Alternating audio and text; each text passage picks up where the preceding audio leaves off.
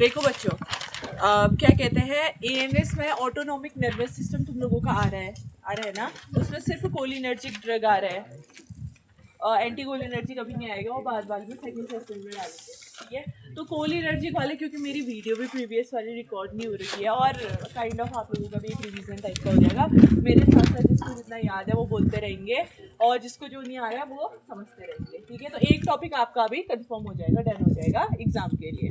ठीक है, तो जो एएनएस है, देखो एएनएस में हम लोगों ने पढ़ा था कि क्या पढ़ा था उसमें, नर्वस सिस्टम के बारे में पढ़ा था। सीएनएस और एएनएस दो तरीके के होते हैं, ये पढ़ा था। सीएनएस के अंदर ब्रेन और स्पाइनल कॉर्ड आ जाता है, और दूसरा था कौन सा नर्वस सिस्टम था, पेरीफेरल। पेरीफेरल में क्या क्या होता था, हाँ, सोमैटिक और ऑटोनॉमिक नर्वस सिस्टम होता था ना।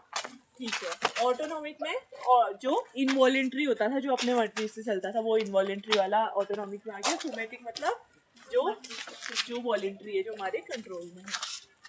ठीक है, अब देखो इसमें सबसे इम्पोर्टेंट है, ये तो ऐसी वाली चीज़ें हो गई जो जनरल नॉलेज है। ठीक है, इसमें जो सबसे इम्पोर्टेंट है, जो फर्स्ट टॉपिक, वो हमारा क्या है, कोलिनर्जिक सिस्टम। ठीक है, तो कोलिनर्जिक सिस्टम देखो कैसे याद रखोगे।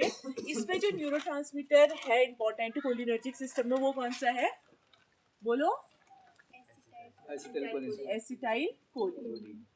कोलिनर्जिक सिस्टम जो होता है वो पूरा, उसमें जो न्यूरोट्रांसमीटर काम का है वो है एसिटाइल कोलिन। ठीक है, तो इसमें हम लोग क्या देखते हैं कि एसिटाइल कोलिन कैसे बनता है, कैसे स्टोर होता है, कैसे निकलता है, अपने कौन कौन से रिसेप्टर पे मिलके काम करता है और इससे क्या क्या अपने एक्शन देता है, यही तो देखते थे ना। तो एसिटाइल कोलिन नॉर्मली कहाँ, कौन से न्यूरॉन्स में बनता है, कोलिनर्जिक न्यूरॉन्स में बनता है, होता था ना ऐसा। कोलिनर्जिक न्यूरॉन के अंदर क्या होता था, एसिटाइल कोलिन बनता था। किस किस चीज से एसिटाइल कोलिन इसके अंदर बनता था, बताओ, स्टार्टिंग मटेरियल क्या क्या था। ठीक है, choline plus acetyl coenzyme A. जब ये दोनों मिलते थे और आपस में चैट एंजाइम के प्रेजेंस में, चैट मतलब कोलिन एसिटाइल ट्रांसफरेज, इस एंजाइम के प्रेजेंस में ये क्या बनता था, एसिटाइल कोलिन बनता था, होता था ऐसा। और बनने के बाद जो इसी के अंदर वेसिकल्स थे उनके अंदर स्टोर हो जाता था। इतना, इसमें किसी को डाउट है? बहुत इजी है ये। अब कोलिन और एसिटाइल कोएंजाइम, इनका स्ट्रक्चर क्या बोला था मैंने, एसिटाइल कोएंजाइम ए का क्या था, C double bond O CH3O COA, ये है कोएंजाइम है। ठीक है, ये जो ग्रुप है, ये कौन सा ग्रुप है, एसिटाइल ऑक्सी ग्रुप है। C double bond O CH3, तुम लोगों को दिख रहा है ये वाला, C double bond O CH3, ये ग्रुप कौन सा है, एसिटाइल, और इसके साथ एक ऑक्सीजन लगा इसलिए एसिटाइल ऑक्सी हो गया ये। ठीक है, एसिटाइल ऑक्सी के आगे कौन लगा है, कोएंजाइम ए, ये इसका स्ट्रक्चर हो गया। ठीक है, इसके साथ दूसरा क्या जुड़ेगा, कोलिन। कोलिन का स्ट्रक्चर क्या होता है, N CH2, हाँ,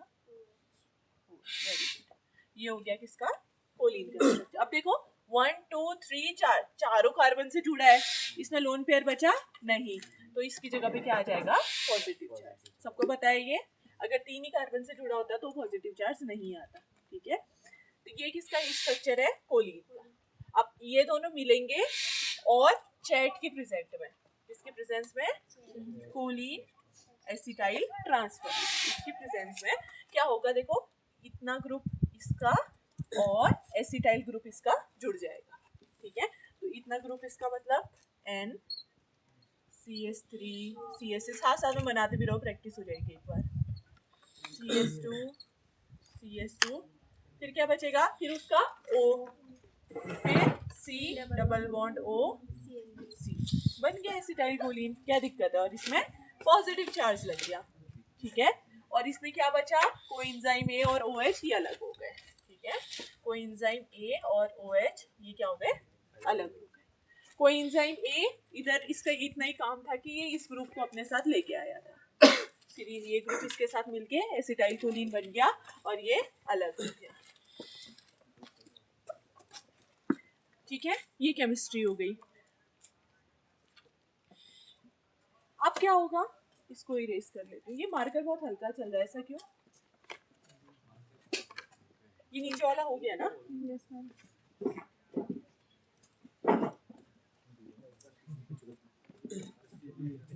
हल्ला मत करो उधर।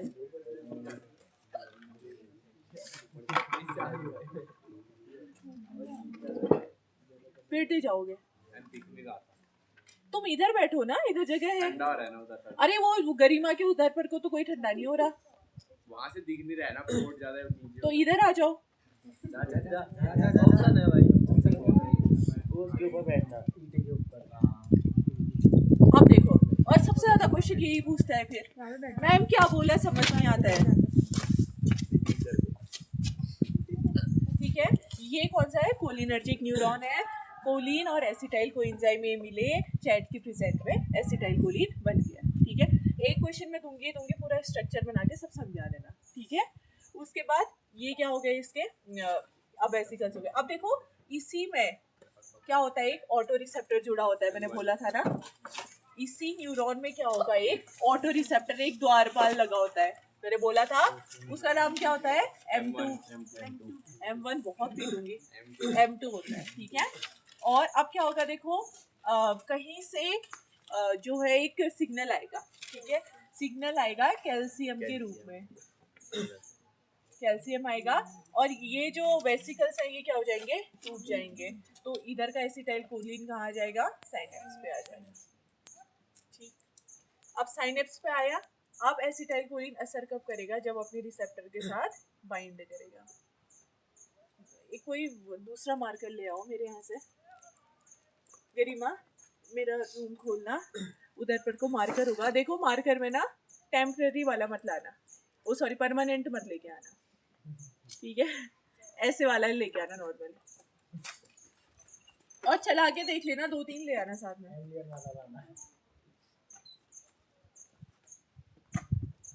देखो अब क्या होगा, अब एसिटाइल कोलिन निकला। अब निकलने के लिए उसको एक्टिव करने के लिए कहाँ जुड़ना जरूरी है? अपने रिसेप्टर पे।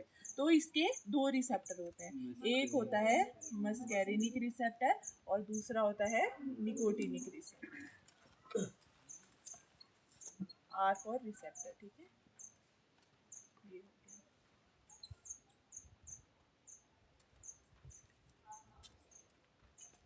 गया। अब एसिटाइल कोलिन आएगा और अपने रिसेप्टर से बाइंड करेगा। मस्कैरिनिक रिसेप्टर कितने तरीके के होते थे मैंने बताया था? 5 तरीके के। मस्कैरिनिक के कितने बेटे? 5। M1, M2, M3, M4, M5 होता है किसने का? अच्छा होता है, ओके। निकोटिनिक के 2। कौन 1? N1 को क्या कहते थे? NM। और N2 को? Very good. अब इसकी लोकेशन बता सकते हो कोई मुझे? ये रिसेप्टर है, अब ये रिसेप्टर कहाँ कहाँ प्रेजेंट है? M1 stomach, M2 heart, very good, M3 glands, और M4 M5 तो ब्रेन हो गए। ये वाला ग्लैंड्स में होता था, और बस स्मूथ मसल्स में होता था ma'am blood very good, blood vessels में होता था।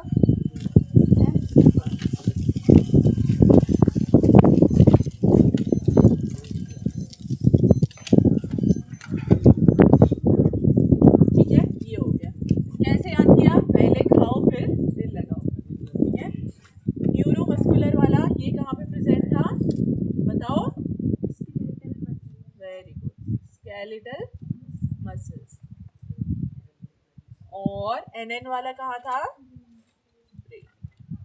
ओके, तो ये आप लोगों को लोकेशन भी पता चल गई कि कौन क्या है। ठीक है, अब देखो, अब एसिटाइल कोलिन आया सपोज, और मस्कैरिनिक रिसेप्टर पे बाइंड हुआ।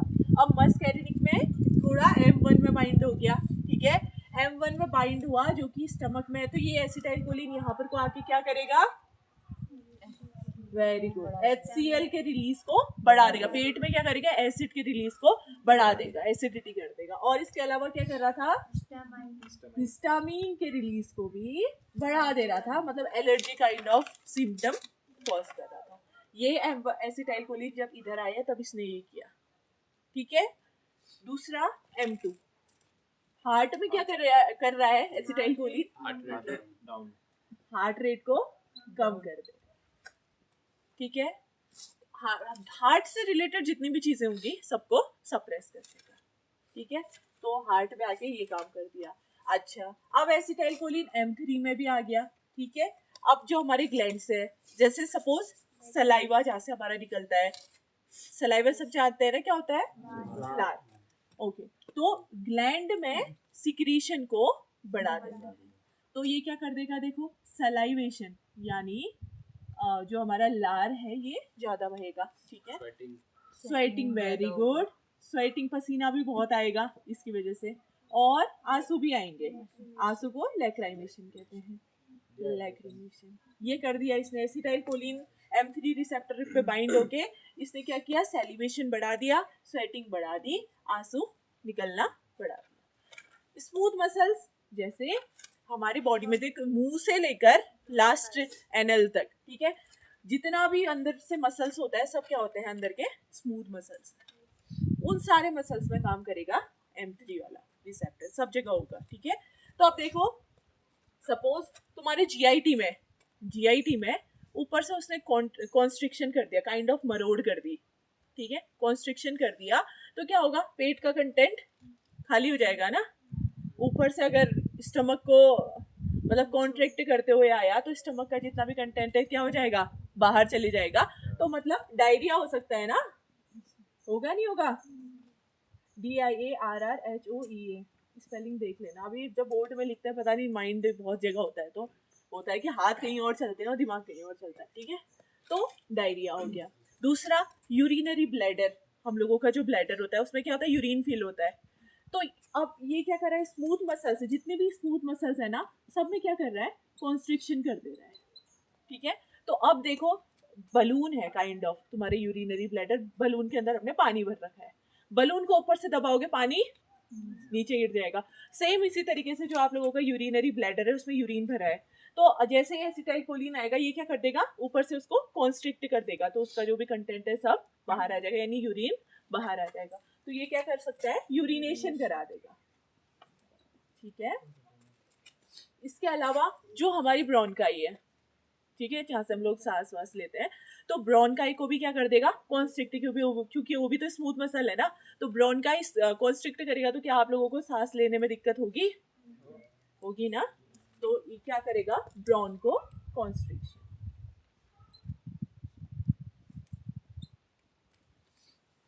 एक एक चीज सोचते सोचते जाओ, मतलब ये स्मूथ मसल है, यहाँ आएगा तो क्या कर सकता है, ठीक है, तो उससे रिलेटेड तुम्हें सब समझ आने लगेगा। तो ये चीजें इसने स्मूथ मसल में की। अब देखो, इसके अलावा ये कहाँ होता है, ब्लड वेसल्स में, ब्लड वेसल्स जहाँ से तुम्हारा ब्लड वगैरह सब सप्लाई हो रहा है, ठीक है। तो ब्लड वेसल्स में वैसोडाइलेशन कर देगा, वेरी गुड।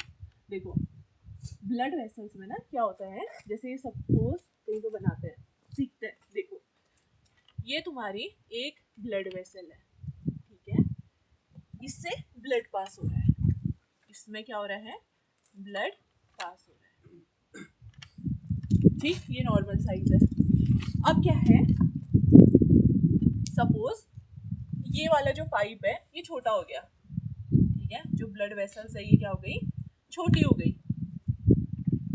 इसका साइज कम हो गया। अब इसके अंदर जो ब्लड जा रहा है वो ब्लड क्या होगा, इसकी वॉल से तेज लगेगा ना, तेजी तो लगेगा, साइज छोटा हो गया, जो पहले आराम से फ्लो कर रहा था अब साइज होने के चक्कर में क्या होगा, उसका प्रेशर बढ़ जाएगा खून का और तेज वॉल पे लगेगा, तो अब क्या होगा कि जो ब्लड प्रेशर है हमारा वो बढ़ जाएगा। इस केस को क्या करते हैं, जो ये वेसल्स होती हैं, वेसल्स को लिख दिया वैसो, और छोटी हो गई मतलब कॉन्स्ट्रिक्शन, तो इसको क्या कहोगे, वैसो कॉन्स्ट्रिक्शन। वेसल्स क्या हो गई हमारी, कॉन्स्ट्रिक्ट हो गई, छोटी हो गई, तो अब जो ब्लड है वो तो अपनी स्पीड से जाएगा ही, अब वो छोटी होने की वजह से दीवार में तेज जो ब्लड है वो लगेगा और ब्लड का प्रेशर बढ़ जाएगा। तो देखो वैसो कॉन्स्ट्रिक्शन हो गया, ब्लड प्रेशर बढ़ गया, समझ आया। इसके अलावा अब जैसे ये तुम्हारी वेन है, ब्लड वेसल है, अब ये और बड़ी हो गई, सपोज ये बड़ी हो गई। अब देखो, अब जो प्रेशर दीवार में लगता, अब तो इसके लिए जगह ही जगह हो गई, तो अब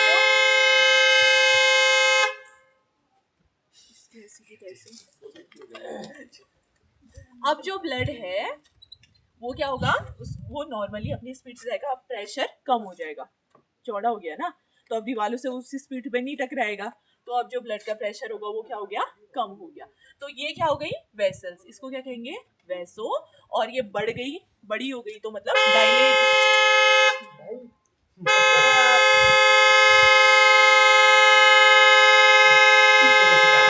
गाड़ी चल रही है खराब बना रहे हो।